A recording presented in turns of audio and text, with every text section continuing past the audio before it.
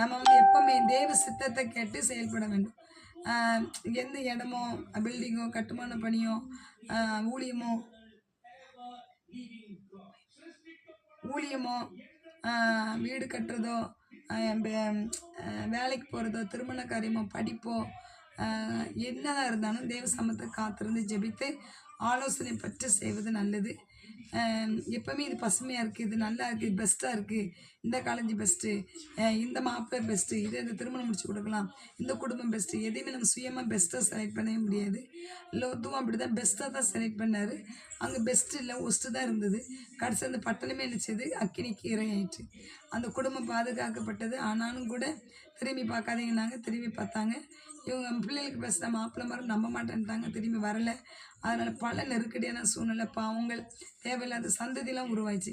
ஆனால் நாம் எப்போவுமே கர்த்தருக்கு பிரியமானதே கர்த்தருடைய ஆலோசனைப்படி தேவ சித்தப்படி